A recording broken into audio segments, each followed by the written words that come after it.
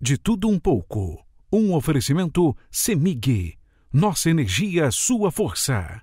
Minas Gerais. Diálogo, equilíbrio e trabalho.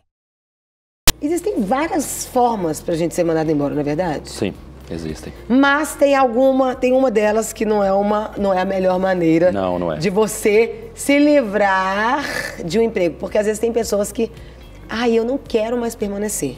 Eu não quero ficar, enfim. E aí, às vezes, age da maneira errada. A gente tem que entrar e sair muito bem por onde a gente vai, não é verdade? Sempre deixar uma porta aberta, né? Esse mundo é redondo e dá muitas voltas, não é mesmo? Certeza. E eu tô aqui, tem algumas situações que levam à demissão. Às vezes você tá aí, você pode mandar, será que isso leva à demissão? Aproveita que o Humberto está aqui para poder tirar a sua dúvida. E nós temos aqui algumas situações, algumas questões que podem levar à demissão. Então, vamos bater um papo sobre questões como essa. Atos de improbidade. O que seriam esses atos de improbidade, Humberto? Bom, o ato de improbidade é aquele onde o empregado, utilizando da sua função no trabalho, ele, por exemplo, ele furta do seu empregador, sempre em benefício próprio ou em benefício de terceiro. Esse é um dos casos comuns, também dos casos mais comuns que existe, Sim. Mas também é o considerado mais grave. Por ser o mais grave, é o que tem que existir uma prova melhor nesse caso. A prova do empregador, nesse caso, a demissão, ela tem que ser muito bem feita. Sim. Né? Uma pergunta, na carteira vem a justa causa? Não. É proibido constar da carteira a motivação da dispensa. Ela só consta daquele acerto que se faz, termo de rescisão do contrato de trabalho. Ali vem a motivação.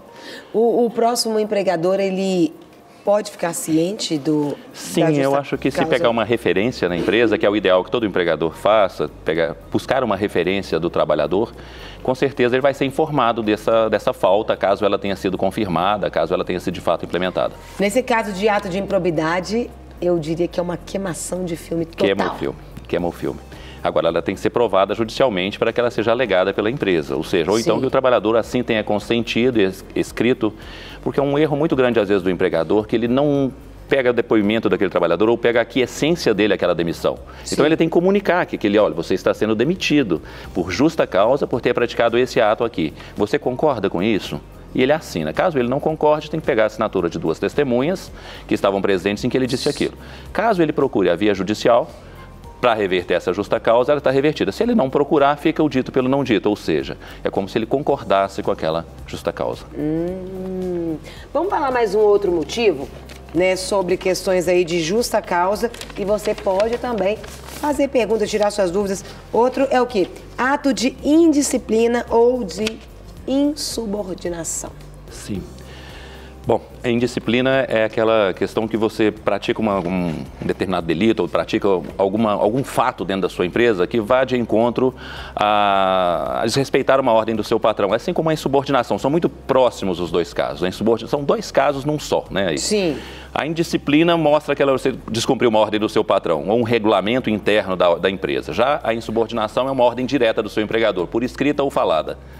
Agora, tem que ter muito cuidado também o empregador, que muitas vezes ele quer que a pessoa do tipo, cai num buraco, você cai comigo. Ou seja, de praticar uma coisa, determinado ato que ele queira que se pratique, que vai contra as leis.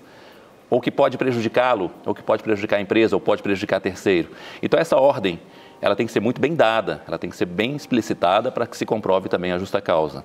Como vê, a justa causa não é uma coisa fácil de se provar. E nesse caso tem que estar na empresa? Sim. Tem que estar assunto relacionado à empresa. Essa insubordinação seria o chefe, ele mandou fazer uma coisa e você não aceita? Sim, por exemplo, faça uma hora extra hoje, eu preciso que você fique até mais tarde. Ou eu preciso que você me entregue esse relatório. A pessoa se nega por um motivo injustificado. Sempre tem que ter também uma explicação do empregador sobre aquilo. Está dentro do contrato de trabalho? Está previsto na norma? Ele foi contratado para esses fins? Muitas vezes o empregador deixa de pedir ou pede um determinado trabalho que não esteja ali previsto. É igual se pedisse, por exemplo, para um cameraman lavar o banheiro. É um desvio de função. Então, se ele pede uma questão que esteja relacionada ao trabalho, a obrigação do empregado é cumprida, se esteja relacionada àquela função que ele exerce, aquele cargo que ele ocupa. E uma falta pode ser fatal? Em qualquer caso, dependendo da gravidade, pode ser uma simples desídia, que nós vamos ver adiante, talvez, pode gerar esse caso da justa causa. Agora, tem que observar a gravidade, a gradação da pena que é uma questão que é muito importante de ser analisada. Ou seja, se esse trabalhador já tem muitos anos de empresa, se ele praticou alguns atos antes ou pequenos delitos antes. Olhar o histórico dele. Sim, o histórico é fundamental e as empresas devem fazer isso. Elas devem sempre anotar esses históricos. Ela sempre deve ter na ficha funcional do empregado e sempre comunicá-lo por escrito. Olha, você cometeu esse ato, você não deveria fazer isso por isso, isso, isso. E lançar nesse histórico dele. Vai ficar mais fácil depois, posteriormente, caso chegue a esse cúmulo, né, de se demitir por justa causa. Tem mais um outro, vamos falar sobre um outro tipo, gente, falando aqui sobre demissões por justa causa, né, aquilo que a gente tem que vigiar. Violação de segredos da empresa. Explica direitinho pra gente, para não corrermos nesse erro. Sim. Toda empresa ela tem o seu know-how, alguma coisa que a diferencia das demais empresas ou que seja o seu mote. É muito importante preservar essa identidade da empresa, muitas vezes, com os seus segredos. Mas a demissão por justa causa, nesse caso, ela se configura quando? Quando esse segredo é passado para outra empresa que seja concorrente ou que se beneficie disso. Não há o benefício direto, às vezes, do trabalhador ou da trabalhadora nesse aspecto, mas a concorrência vai se beneficiar.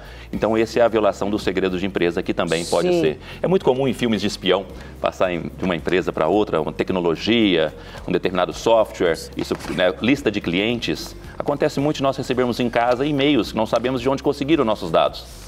Isso, com certeza, é oriundo de fruto ou de venda ilegal, porque nós não damos nossos endereços para que nem forneça, né? Ou então de quebra de segredos de empresa, que muitas vezes não é nem apurado. Não quer ficar um segundo por fora da nossa programação? Agora você pode nos acompanhar através das plataformas digitais. Queridos amigos e amigas, preciosos irmãos e irmãs, não perca tempo. Acesse, curta e siga-nos. Fique por dentro de tudo o que acontece aqui.